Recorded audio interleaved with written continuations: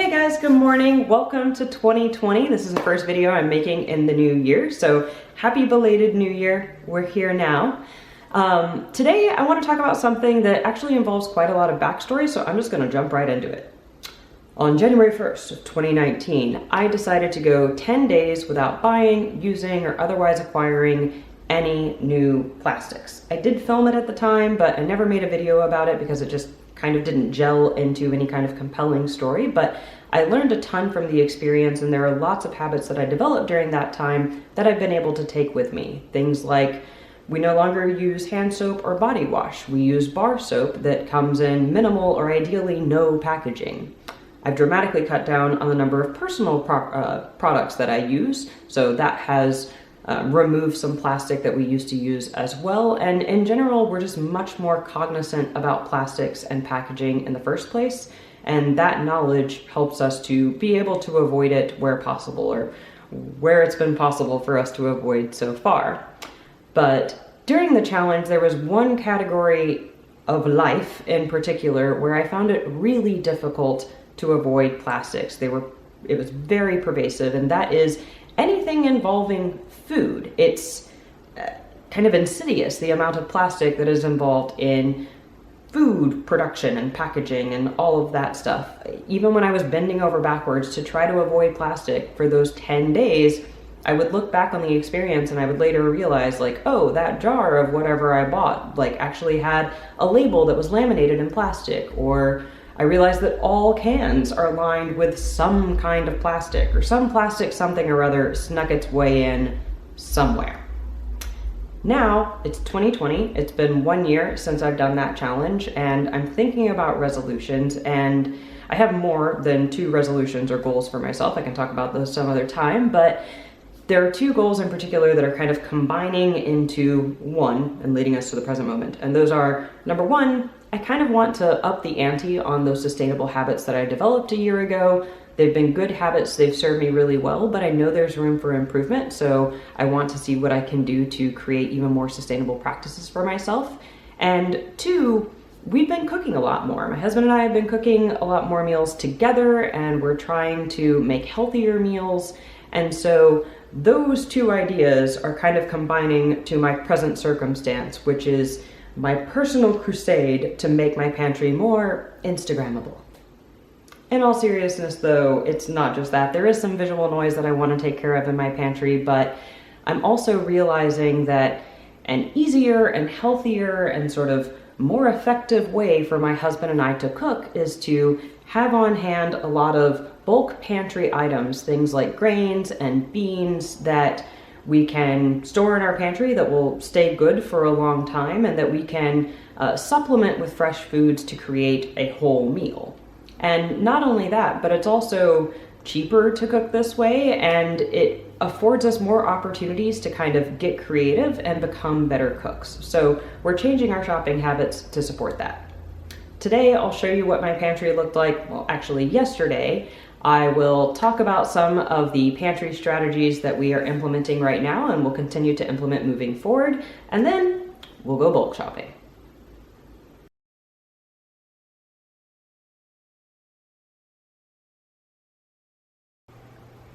Before I get too far along with playing around with my pantry, I thought I would stop and show you what it looks like now.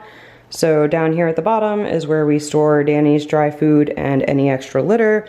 These 2 shelves are where we've kept food in the past. Up here is where all of our medications, prescriptions live. Things like bandages are housed in that bin. And then up top we have our kitchen appliances.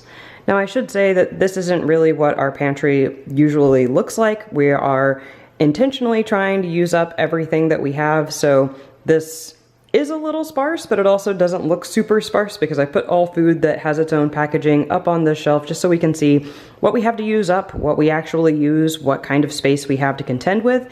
And I've been playing around with the hermetic jars that we have just to sort of use them to experiment with what other kinds of containers I would need to buy to be able to support buying more bulk foods and storing those here.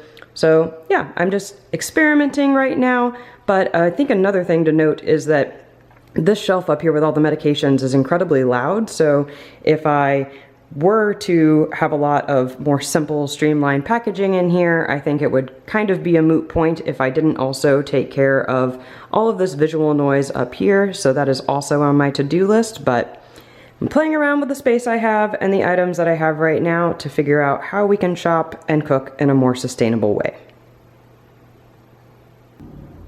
So like I think I mentioned in that clip, I've been experimenting with what we have. We have 3 large hermetic jars that we've had for years, so I've been moving those around in my pantry to figure out how many of those containers we can store in the space, and trying to get deliberate about what things we start to stock first, so we can kind of dip our toes into the water and not just buy a bunch of stuff that we're not going to use.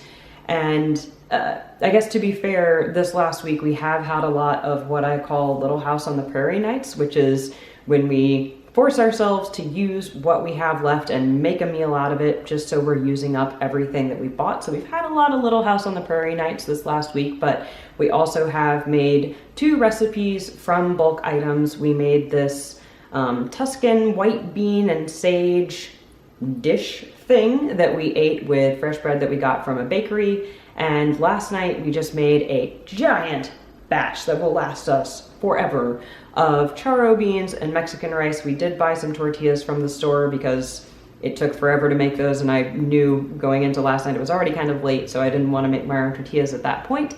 But those 2 recipes that we've made have helped us to get a better understanding for what kind of volume of bulk foods we need. A lot of bulk foods, in case you're not familiar, they come dehydrated, so they can be shelf stable for a long time. And so something like a bean is going to expand like 3 times its size once you rehydrate it. And so the lesson of the charro beans was, no, I don't need a full liter of beans for one meal. Even if I used half of that, that would give us enough food for leftovers. It would probably make multiple meals for us. And so we've been experimenting a little bit before investing in a lot of new infrastructure, i.e. containers for our pantry, and just dabbling in it, using things like some reusable cloth produce bags or bulk bags that I already had. We've just been using those for this last week to test out these new recipes instead of buying new stuff. I've also been trying to break down tried and true recipes, meals that we make all the time, and figure out their component parts and determine whether or not we can kind of make those from scratch, or how much effort it would take to make those from scratch. I've been looking at a ton of recipes, and any planning event is not complete with me unless it involves a spreadsheet, so I will plop somewhere in here the spreadsheet where I've been kind of thinking about the layout of our pantry and what staple items we can begin with. Of course, we can try these out and rotate things out, add new things in if we determine that we don't need an entire liter of some type of dried food. If we decide we need to replace it with something else, that's totally fine. This is just what I think we can, sort of getting to a place where I think I understand what we can start out with, what would be a good playing field to start out with.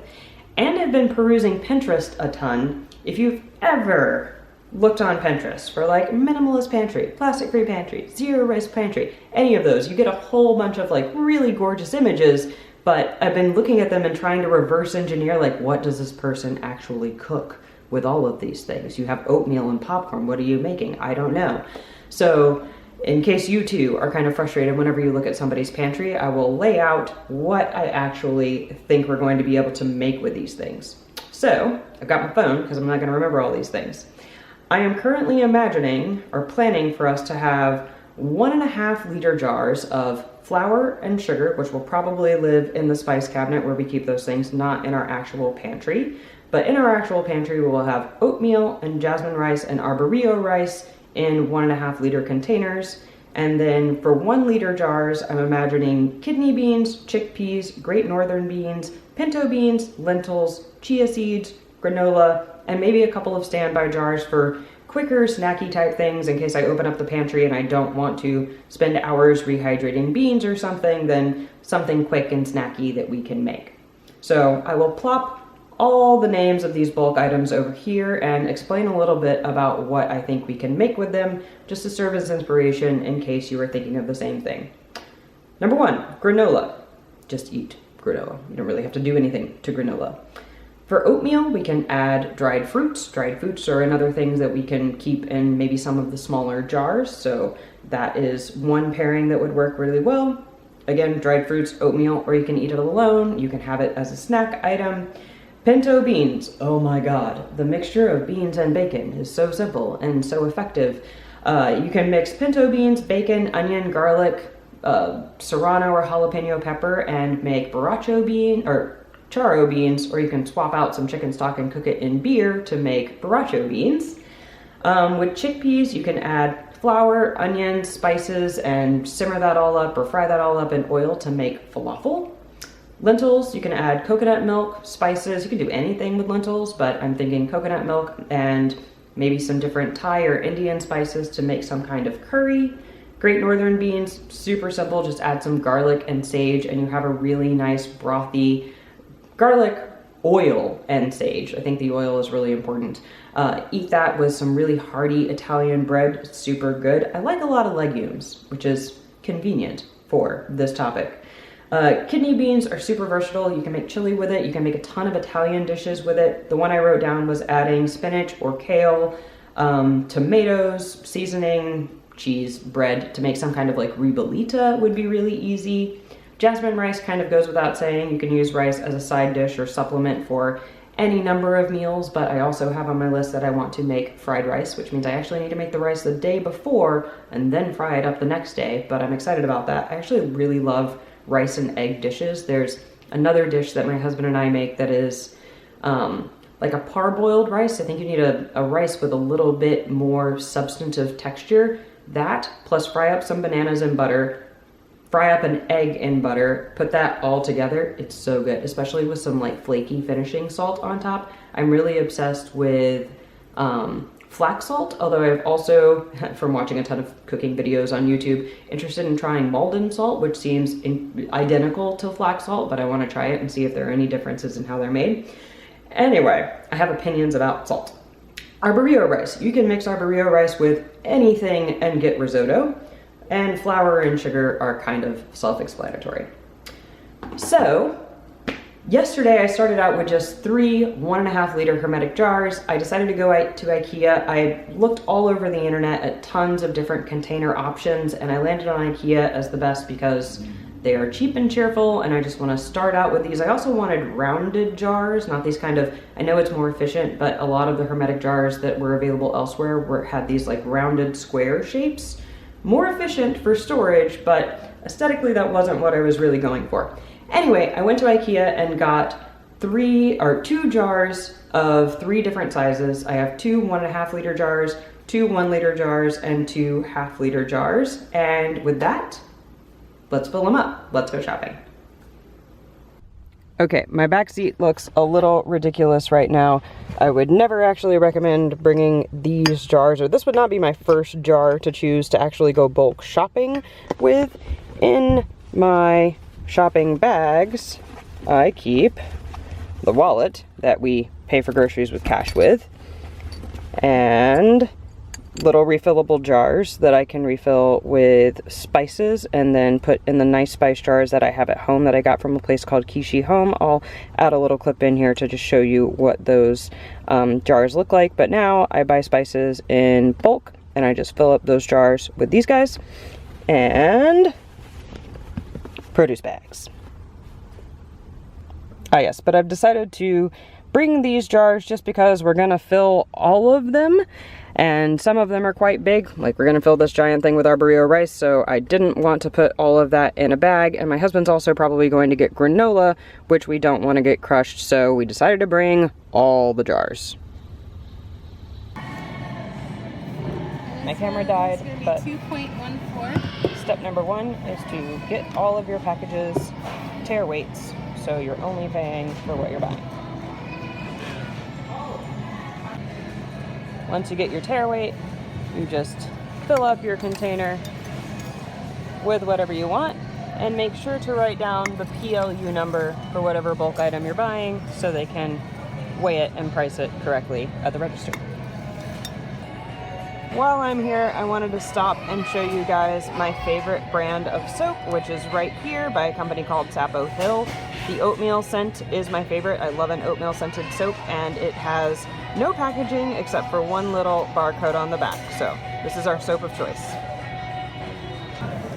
And then when you go to check out, just make sure to have the tear number and PLU number available so you can be charged.